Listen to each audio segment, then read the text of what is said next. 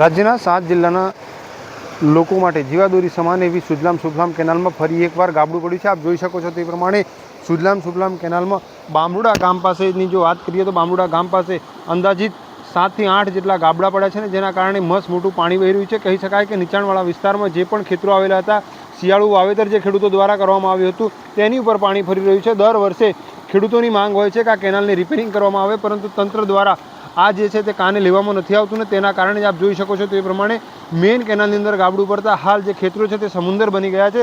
નીચાણવાળા વિસ્તારની અંદર આવેલા બામણુડા ગામની અંદર પણ ચમાર ફળિયાની અંદર પાણી ભરાયા છે, તેમજ ખેડૂતો દ્વારા જે શિયાળુ સિઝન વાવેતર કરવામાં આવ્યું હતું તેની ઉપર પણ પાણી ફરી વળ્યું છે। કહી શકાય કે ઘઉં, ચણા તેમજ મકાઈના પાકને મોટી માત્રામાં નુકસાન થયું છે। ત્યારે ગામ લોકોની માંગ છે કે આ કેનાલમાં પડેલા ગાબડા સત્વરે પૂરવામાં આવે અને ફરીથી સિંચાઈ માટે આ કેનાલ કાર્યરત કરવામાં આવે।